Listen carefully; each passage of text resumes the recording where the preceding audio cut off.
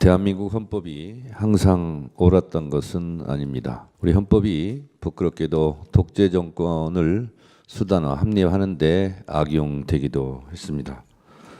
발췌개헌, 사사 오입 개헌, 그리고 독재자의 영구 집권을 꿈꾸게 했던 유신헌법, 그리고 국보위를 정당화시킬 수 있었던 오공의 헌법 등이 그러했습니다.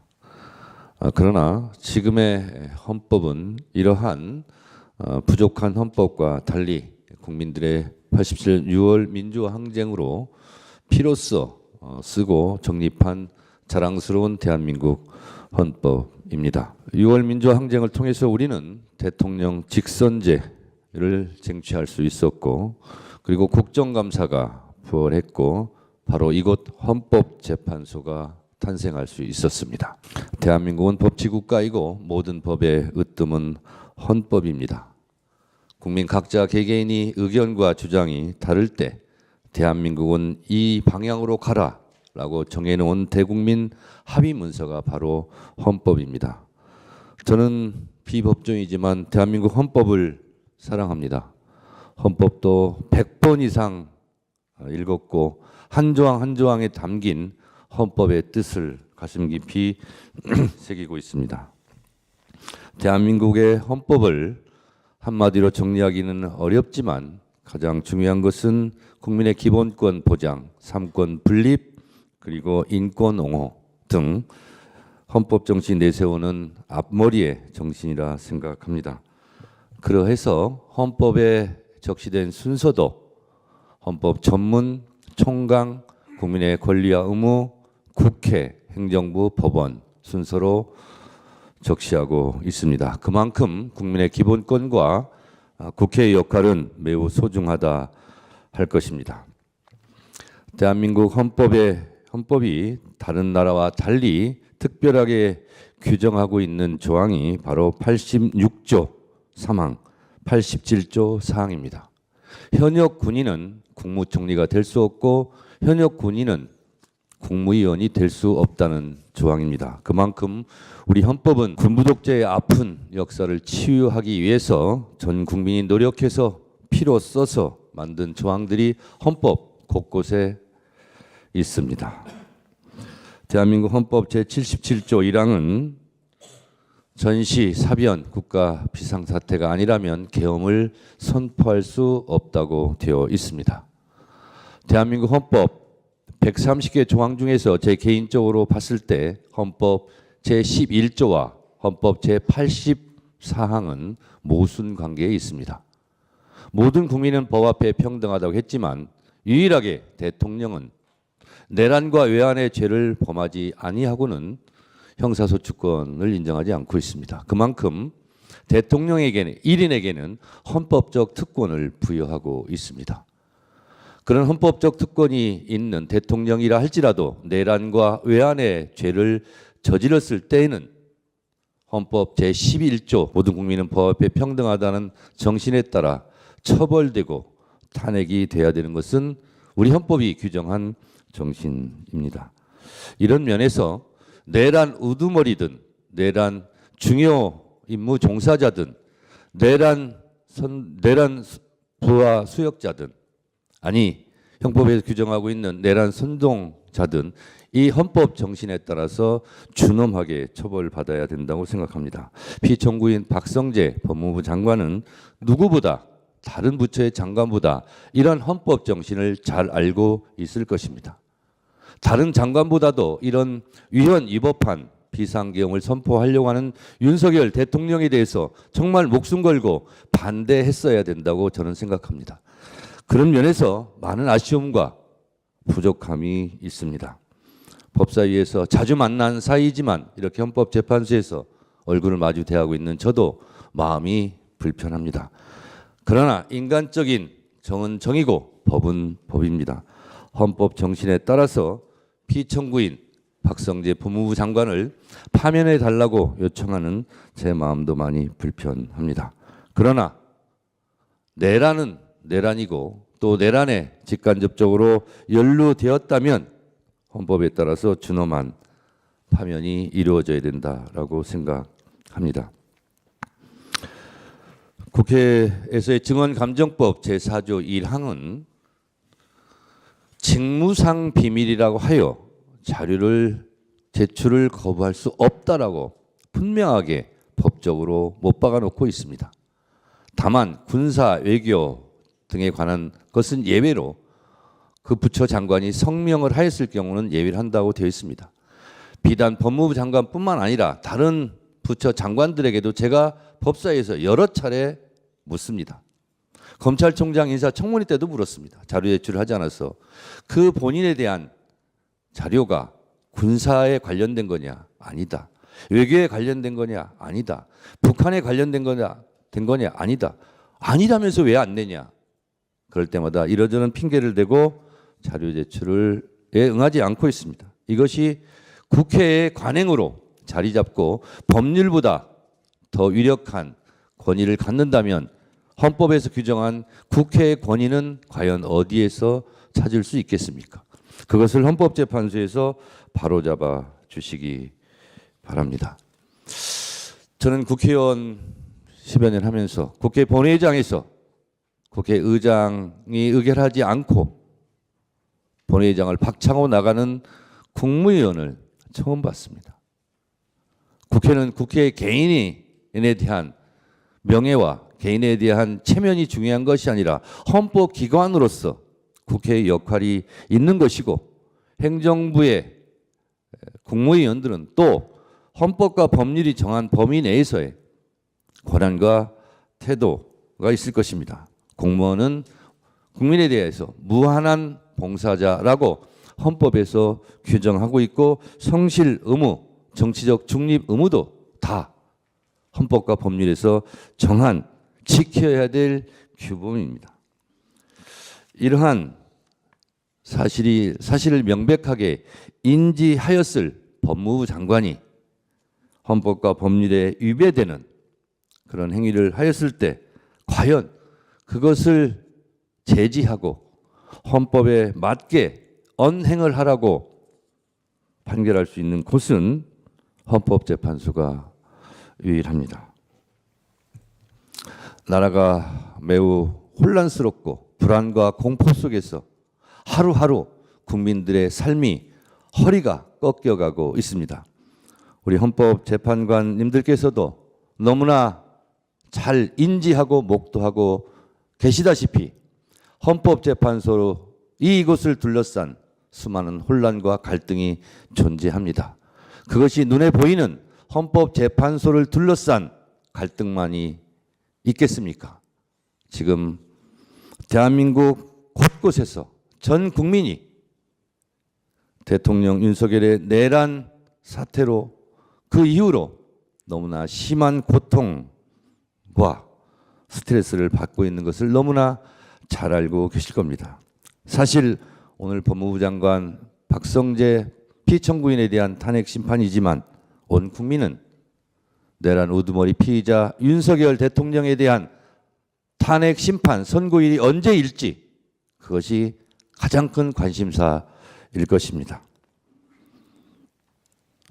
피청구인 박성재 법무부 장관에 대한 파면을 포함해서 대한민국을 구한다는 국국의 심정으로 헌법재판소 재판관님들께서 대한민국 국민들을 어여삐 여기셔서 하루라도 빨리 탄핵, 대통령에 대한 탄핵 선고기일을 지정해 주실 것을 주제와 관련 없지만 제가 간곡하게 요청드리고 호소드립니다. 대한민국 국민들이 너무 힘듭니다. 재판관님들께서도 그 중압감과 고통에 괴로우시겠지만 더 큰 고통을 안고 하루하루 힘들게 살아가는 국민들을 위해서라도 법무부 장관을 포함한 윤석열 대통령에 대한 탄핵 심판도 서둘러 주실 것을 국민의 한 사람으로서 간곡하게 부탁드립니다. 고맙습니다.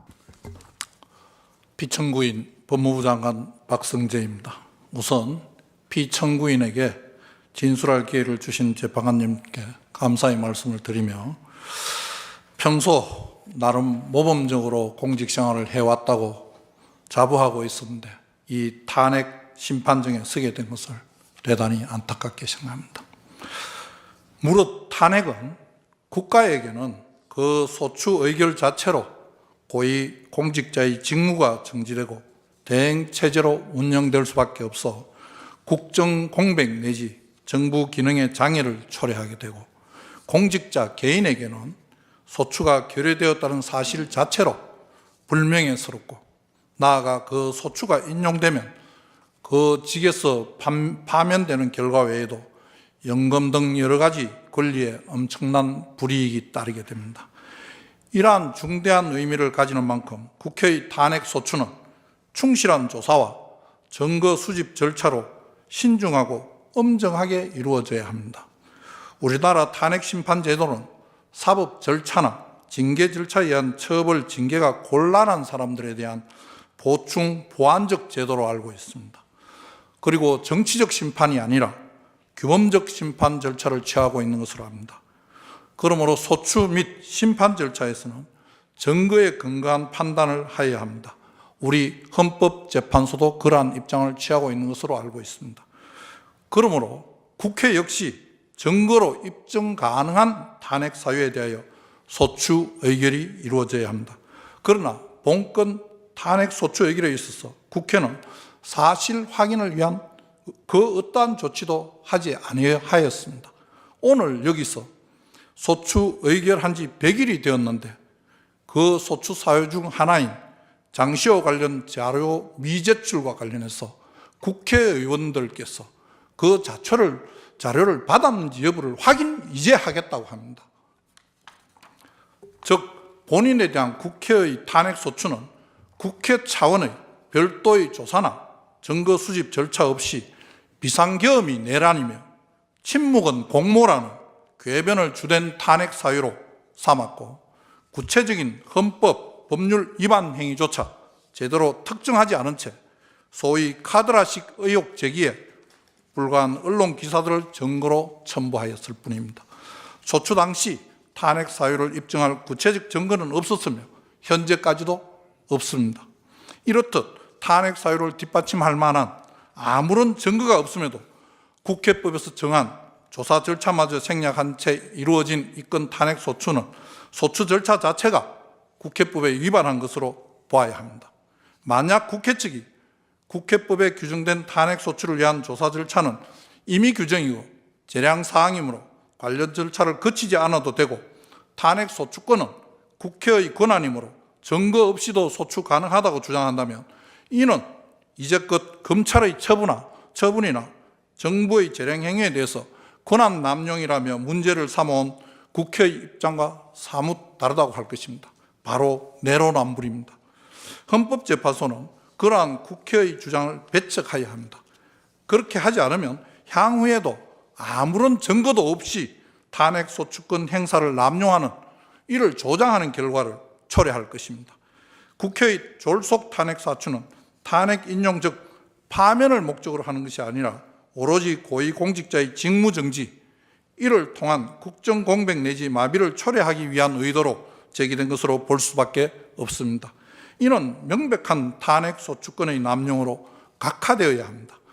탄핵 소추권이 국회의 권한이라고 다수당의 의도대로 다수결에 의하여 탄핵 소추권을 남발하는 것은 다수결의 원칙을 악용한 다수의 전제정치이자 다수의 폭정입니다. 다수에 의한 전제정치가 민주주의가 처할 최고의 위험이라고 많은 석학들이 경고하고 있습니다. 이에 저는 헌법재판소가 신속한 각하 결정으로 이러한 국회의 폭정에 제동을 걸어주셔야 한다고 생각합니다. 그리하여 헌법재판소가 민주주의와 헌법 가치를 수호하여 줄 것으로 기대하였습니다. 그러나 안타깝게도 그렇게 되지 않았습니다. 2024년 12월 12일 국회의 탄핵 소추 의결로 법무부 장관의 직무는 바로 정지되었고 1회 변론 기일까지 거의 100일이 흘렀습니다. 헌법재판소에서 절차가 지연되는 동안 국회는 자신들이 의도한 탄핵 소추의 목적을 이미 달성하였는지도 모르겠습니다. 청구인 측에 묻고 싶습니다. 정녕 본건 탄핵 소추 의결서에 법무부 장관을 파면시킬 만한 내용이 들어있다고 생각하십니까? 정말 그렇게 생각하고 본건 탄핵 소추를 의결한 것이 맞습니까? 본건 탄핵 청구는 내용 자체로 헌법 및 법률 위반 행위라는 탄핵 사유를 구비하지 못하였을 뿐만 아니라 증거법상으로도 객관적 증거라고 볼 수 없는 의혹 제기성 언론 보도만으로, 그리고 의원들의 일방적인 주장이 담긴 회의록만으로 증거 없이 탄핵 소추를 진행하였습니다. 즉 사실 인정을 위하여 심리의 대상이 될 만한 증거는 애당초 제출하지 못하고 있습니다. 청구인 측이 탄핵 사유로 내세우고 있는 비상계엄을 통한 내란 공모 및 동조이즘은 대통령의 비상계엄 선포가 바로 내란 행위이며 법무부 장관으로서 이를 저지 못한 것이 바로 내란의 공모라는, 내란 동조 공모라는 논리의 비약에서 출발하였습니다. 그러나 헌법에서 예정하고 있는 비상계엄의 선포가 바로 내란 행위라는 것은 법리적으로도 있을 수 없는 궤변이고, 관련자들의 국회에서의 정언 그리고 검경 수사 과정에서 제가 공모, 동조했다는 사실을 인정할 증거가 없음이 이미 밝혀졌습니다. 그리고 언론 보도를 근거로 한 2024년 12월 4일자 안가 비상계엄 모의와 동부구치소 구금시설 마련 지시 역시 같은 과정을 통해 전혀 사실이 아님이 이미 확인되었습니다. 특히 동부구치소 관련은 해당 언론이 오보라며 정정 보도까지 하였습니다. 청구인 측은 제가 정치적 중립을 지키지 못했다는 황당한 주장도 하는데, 도대체 제가 어떤 행위로 누구 편을 들었다는 말입니까? 또한 저는 정당한 사유 없이 국회의 자료 제출 요구를 거부한 사실도, 국회를 경시한 사실도 없습니다. 관련 법률과 법원 판례에 따라 국회에 자료를 성실히 제출하였고 또 필요한 설명도 다 해드렸습니다. 제출하지 못하는 경우에도 우리 직원들이 직접 찾아가서 설명도 하기도 하였습니다. 제안 설명을 하는 국무위원에게 소리치고 삿대질하는 국회의원을 쳐다보았다는 것이 국회의 경시 태도입니까? 제안 설명이 끝나고 더 이상 질의를 할 수 없는 상황인, 투표가 시작된 상황에 있어간 것이 국회를 경시하였다는 것입니까? 어느 조항에 국무위원은 투표가 끝날 때까지 그 자리에 앉아 있어야 한다는 규정이 있습니까? 저는 도저히 이해할 수가 없습니다. 국회의 탄핵 소추 의결서를 아무리 살펴봐도 저희 어떠한 행위가 헌법과 법률을 위반하였다는 것인지 도무지 알 수가 없습니다. 거듭 강조하건대 본건 탄핵 소추는 오로지 법무부 장관의 직무정지를 목적으로 이루어진 국회의 권한 남용입니다. 다수결 원칙에 편성하여 법을 악용한 다수당의 폭거에 불과합니다. 아니면 말고식으로 제기되는 이러한 국회의 후안무치한 정치적 탄핵 소추, 즉 국회의 권한 남용을 그 피해자가 있습니다. 첫 번째로 당사자인 공직자들입니다. 두 번째로 무용한 절차를 진행해야 하는 헌법재판소입니다. 그리고 그 무용한 절차에 혈세를 부담하는 대한민국 국민들이 피해자입니다. 정말 있을 수 없는, 있어서도 안 되는 국가 역량의 낭비입니다. 그럼에도 정작 국회는 그 어떠한 법적 책임도 지지 않습니다. 오히려 한 해 많은 수억 원이 넘는 국회적 대리인 비용까지 국민들이 혈세로 부담하고 있습니다. 이것이야말로 불이이며 국고 손실 행위이자 헌정질서 문란 행위라고 할 것입니다. 이제는 헌법재판소가 기각 결정이 아니라 각하 결정으로 국회의 불법을 선언함으로써 헌정질서를 바로잡아야 할 때입니다. 법의 지배가 아니라 법을 이용한 지배로 흐르고 있는 국회의 폭거에 제동을 걸어주시기 바랍니다. 부디 신속한 각하 결정으로 국회의 남용에 적절한 제동을 걸어주시길 부탁드립니다. 경청해 주셔서 감사합니다. 이상으로 변론을 종결하겠습니다. 선국이 이른 추후 지정하여 양측에 통지해 드리겠습니다.